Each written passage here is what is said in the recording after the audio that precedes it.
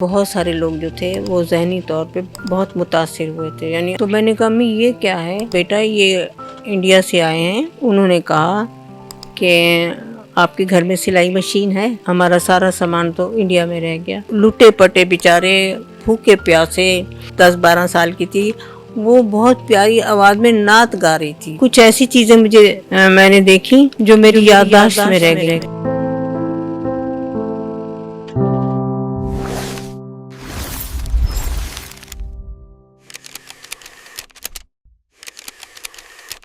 السلام علیکم. جی T V digital کے ساتھ میں ہوں آئمہ خان. ناظرین، آزادی کا مہینہ ہے اور ہر شخص جشن آزادی منانے کے لیے اپنی بھرپور تیاریاں کر رہا ہے. ایسے میں ہمیں پاکستان کس طرح سے حاصل ہوا، کتنی قربانیاں دی گئی اس وطن کو حاصل کرنے کے لیے، آج ہم آپ کی ملاقات ایک ایسی شخصیت سے کروائیں گے جنہوں نے اپنی آنکھوں سے پاکستان کو بنتے اور اسے ترقی کرتے دیکھا، جنہوں نے یہ بھی دیکھا کہ ہجرت کے بعد جو مہاجرین یہاں پہ آئے تھے ان کی کیا صورتحال تھی. آج ہم آپ کی ملاقات سعیدہ افضل سے کروائیں گے. السلام علیکم. سب سے پہلے یہ بتائیے گا آپ کیسی ہیں؟ اللہ کا شکر ہے، میں بالکل ٹھیک ہوں، آپ کی دعاؤں سے. اچھا یہ بتائیے گا، جب پاکستان بنا تھا اس وقت آپ کی کیا عمر تھی اور آپ نے کیا کیا چیزیں اپنی آنکھوں سے دیکھی تھی؟ جب مہاجرین یہاں پہ آئے تھے تو کس حالت میں آئے تھے؟ کوئی ایسا واقعہ جو آج بھی آپ کے ذہن میں موجود ہو؟ بیٹا اس وقت میری عمر 3.5-4 کے بیچ میں تھی. 4 سال کی میں ہونے والی تھی جب پاکستان بنا تھا. مجھے یہ معلوم نہیں تھا کہ پاکستان بنا ہے، لیکن کچھ ایسی چیزیں میں نے دیکھی جو میری یادداشت میں رہ گئیں. اتنے چھوٹے بچے کی یادداشت اتنی تیز نہیں ہوتی، لیکن وہ میری ایسے نقش ہو گئی ہیں. ہم کراچی میں رہتے تھے اور ہمارے دادا دادی ڈیرہ غازی خان میں رہتے تھے. وہ اپنی کوئی زمینوں وغیرہ کی وجہ سے وہ ادھر نہیں آتے تھے، تو ہم ملنے جاتے تھے ان سے. ہم واپس آ رہے تھے ڈیرہ غازی خان سے کراچی کار کے ذریعے، تو آگے ہمارا ڈرائیور بیٹھا تھا اور میرے چچا بیٹھے تھے، اور پیچھے امی، میں اور میری نانی اماں بیٹھی تھی. اور ہم نے ڈیرہ غازی خان سے ملتان گاڑی ریل لینی تھی، کیونکہ ڈیرے سے ریل چلتی نہیں تھی تب. تو جب ہم 25 میل آگے آئے ڈیرہ غازی خان سے، تو وہاں ایک جگہ آتی ہے غازی گھاٹ، وہاں دریا کا کچھ پانی وہاں پر آ جاتا تھا، چناب کا. اس کے بعد جب ہم پھر اپنے گھر پہنچے تو سامنے ہمارے گھر کے فٹ پاتھ پر جھونپڑیاں تھیں. تو جب ہم گئے تھے وہاں 2-4 مہینے کے لیے جاتے تھے، تو جب ہم گئے تو وہاں کوئی جھونپڑیاں نہیں تھیں. جب واپس آئے تو وہ ٹاٹ اور بانس کی بہت ساری لمبی لائن سے لگی ہوئی تھی جھونپڑیاں. تو میں نے کہا امی یہ کیا ہے؟ تو میرے بابا بیٹھے تھے، انہوں نے کہا بیٹا یہ انڈیا سے آئے ہیں، ہمارے مسلمان بھائی ہیں، پاکستان بن گیا ہے، اور یہ لوگ جو ہے ہمارے پڑوسی بھی ہیں، ابھی مہمان ہیں ہمارے. اور میری امی سے کہا کہ آپ نے روز کھانا زیادہ بنوانا ہے اور ان کو بھیجنا ہے. اور نوکروں کو وہ پیسے دیتے تھے کہ پانی کی کین روزانہ ان کو پہنچائیں. تو وہ پانی میرے والد صاحب ان کو بھیجتے تھے. پھر 1-2 دن کے بعد امی نے کہا جاؤ وہ سامنے جو ہے نا وہاں جاؤ ٹاٹ والی جھونپڑی میں، اور ان سے پوچھو کہ آپ کو کسی چیز کی ضرورت ہے. تو میں گئی، امی گیلری سے دیکھ رہی تھی، میں نے ٹاٹ کا پردہ ہٹایا تو ایک بزرگ خاتون بیٹھی تھی، گوری سی. وہ عمر ان کی 60 سال سے اوپر تھی، 70 کے قریب ہوں گی وہ. تو اکیلی ہی بیٹھی تھی دری کے اوپر، اور کچھ نہیں تھا گھر میں، ایک آدھ برتن کوئی پڑا تھا. تو میں نے کہا امی نے مجھے بھیجا ہے. تو کہا تم کہاں سے آئی ہو؟ میں نے کہا وہ دیکھیے سامنے. میں نے ٹاٹ کا پردہ ہٹایا، امی سامنے گیلری میں کھڑی تھی. میں نے کہا وہ ہیں میری امی، اور پوچھ رہی ہیں کہ آپ کو کچھ چاہیے. انہوں نے کہا کہ آپ کے گھر میں سلائی مشین ہے؟ تو میں نے کہا جی ہے. پھر انہوں نے مجھے ایک پاجامہ دیا. انہوں نے کہا میرے پاس 2 ہی پاجامے ہیں اور ہمارا سارا سامان تو انڈیا میں رہ گیا، اور یہ ایک میں نے پہنا ہوا ہے اور یہ پھٹ گیا ہے، تو امی سے کہیں کہ سلائی لگا دیں.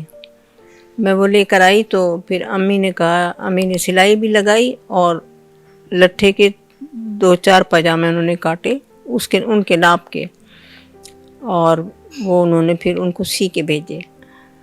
اسی طرح پھر مطلب ہر طرح سے ہم بھی خیال رکھ رہے تھے، اور بلڈنگز والے جن کی آگے آگے جھوپڑیاں آتی جا رہی تھیں سیڑھیوں کے آگے، وہ سب اسی طرح خیال رکھ رہے تھے. ہمارے جو پاکستان کے رہنے والے لوگ تھے، ہم لوگ مائیگریٹ ہو کر نہیں آئے تھے، تو پھر اس طرح ہم ان کا خیال رکھتے تھے. امی نے لحاف بھجوائے ان کو. پھر اگست کے بعد تو سردیاں آنے والی ہوتی ہیں، کمبل اور بستر وغیرہ ساری چیزوں کا خیال رکھتے تھے. 5-6 گھروں کا ہر بلڈنگ والے اس طرح کرتے تھے.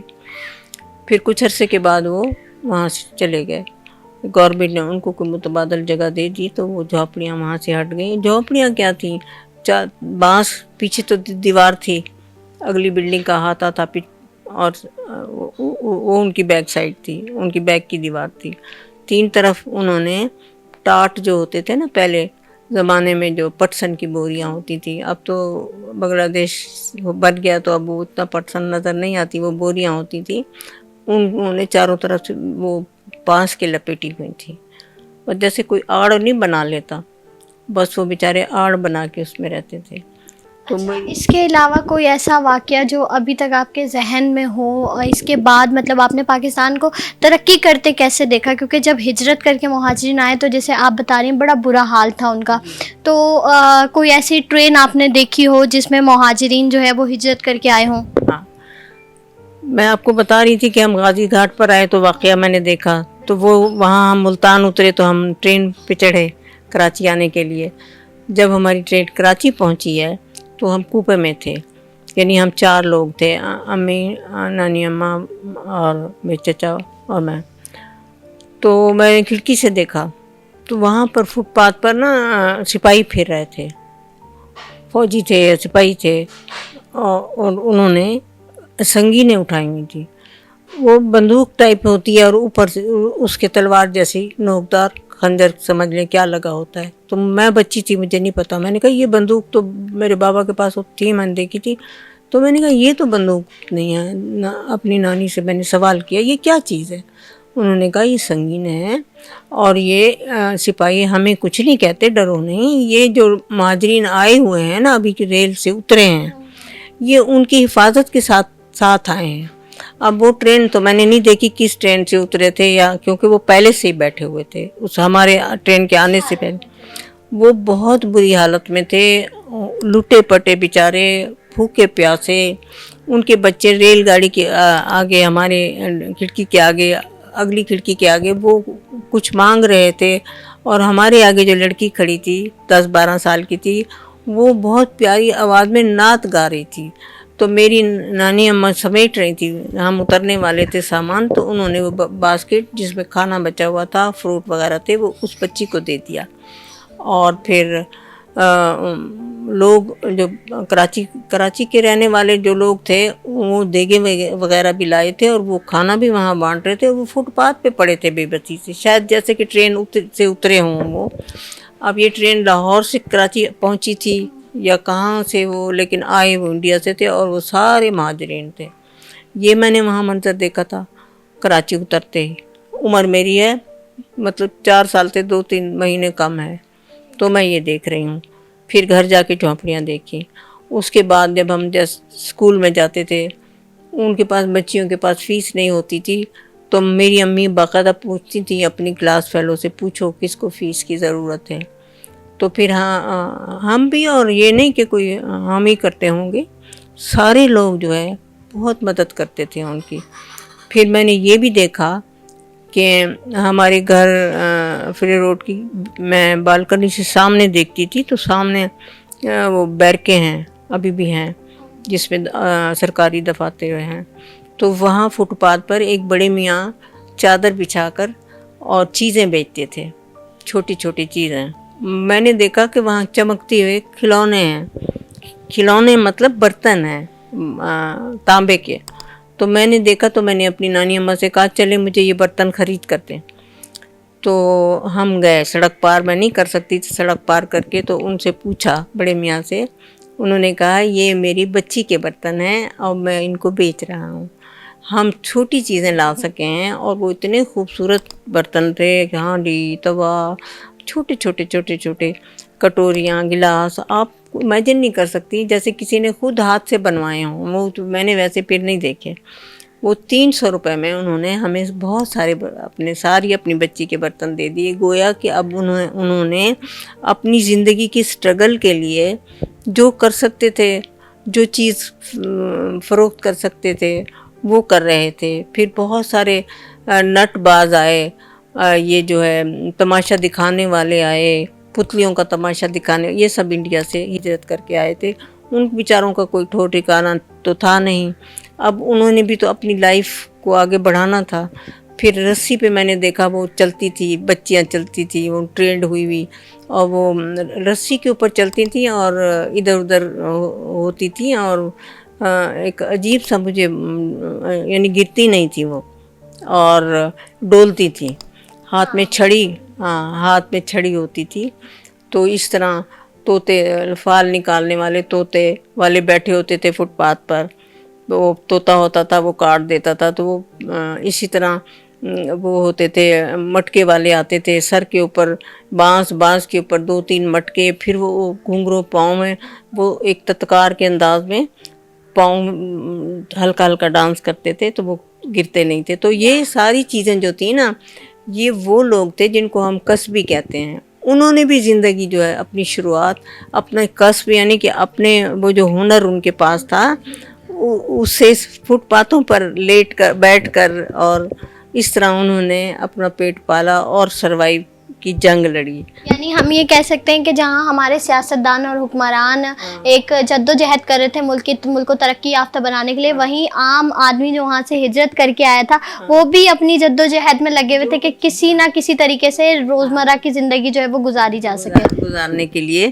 بعد میں تو لوگوں نے ترقی کی، بھی آہستہ آہستہ پاؤنڈ جمے، کچھ گورنمنٹ نے انہیں کوارٹرز بھی دیے، لیکن شروع میں ان کا حال بہت خراب تھا۔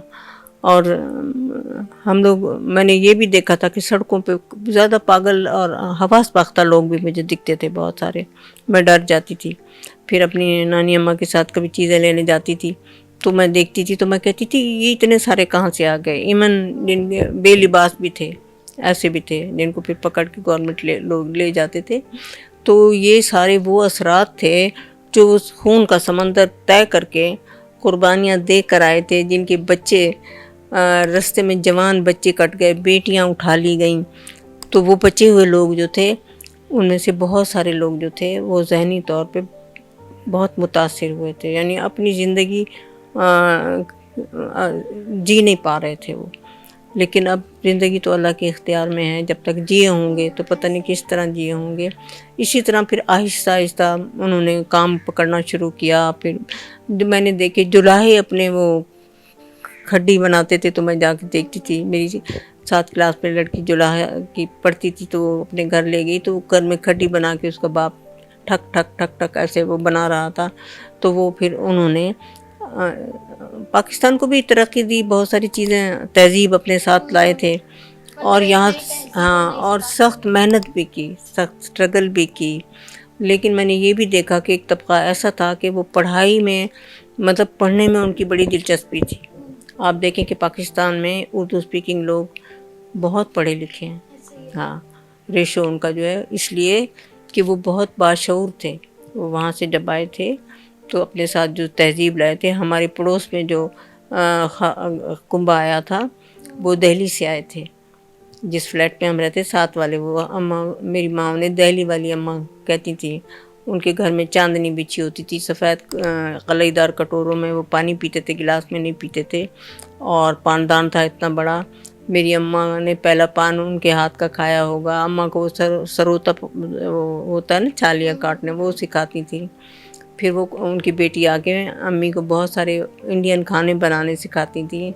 تہذیب اس طرح ایک دوسرے سے منتقل ہوئی۔ میں یہی کہوں گی کہ اپنی جو وراثت ہوتی ہے وہ ہماری ہسٹری ہوتی ہے۔